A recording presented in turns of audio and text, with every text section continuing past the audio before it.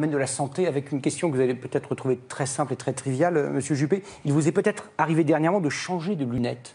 Savez-vous combien de temps les Français attendent en moyenne pour obtenir un rendez-vous chez l'ophtalmo? Ça dépend bien évidemment du lieu où on se trouve, mais plusieurs mois. Je 85 jours. Voilà. Et si vous avez le malheur d'être dans le Finistère, c'est 6 mois. Alain Juppé, président, dans 5 ans, cette situation sera-t-elle améliorée? Pourra-t-on attendre moins de 6 mois pour avoir un rendez-vous chez un spécialiste?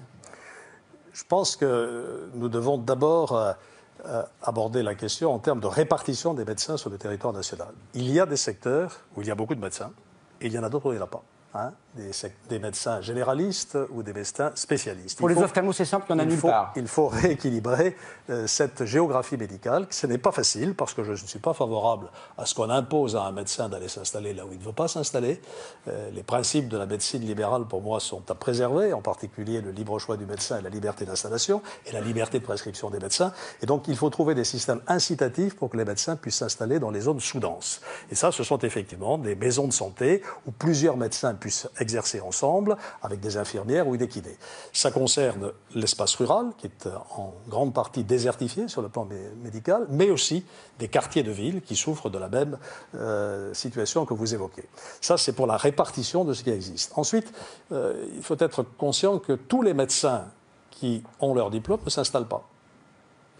On a augmenté le numerus clausus au cours des années passées, et une proportion importante de médecins ne s'installent pas, font des remplacements, vont à l'hôpital. Et je crois qu'il faut inciter les médecins, au contraire, à s'installer. Les 3/4 des internes qui sortent des études de médecine ne vont pas dans la médecine libérale, ils vont à l'hôpital. Parce qu'ils ne s'estiment pas assez payés dans le secteur libéral. C'est exactement ce que je viens de dire. Et donc, il faut redonner toute son attractivité à la médecine de ville, à la médecine de santé. Ça passe par une révision de la nomenclature des actes, qui a beaucoup vieilli, par une amélioration de la valorisation de l'acte intellectuel du médecin, par une prise en charge de frais de structure qui ne sont pas rémunérés à l'acte, notamment pour ceux qui s'installent dans les zones rurales. Et puis, il y a sans doute des choses à faire sur le numerus clausus. Je pense qu'il y a des secteurs, effectivement, où il faut augmenter le numerus clausus. Je pense qu'on pourrait lier l'augmentation du numerus clausus à l'incitation aux jeunes médecins à aller s'installer dans une zone sous tension, ou sous-tendu plus exactement, là où il y a moins de médecins,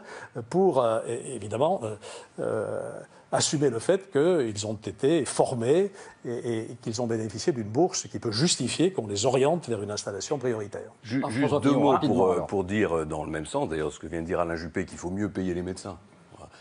Sans creuser le trou de la Sécu. Oui, mais enfin, il y a un moment où demander à quelqu'un qui a fait 10 ans d'études et qui a votre vie entre ses mains d'être moins bien payé que quelqu'un qui vient réparer la plomberie chez vous, c'est juste pas acceptable. Donc il faut mieux payer les médecins. Et la deuxième chose, c'est qu'il faut débureaucratiser le système de santé. Vous avez parlé des maisons médicales.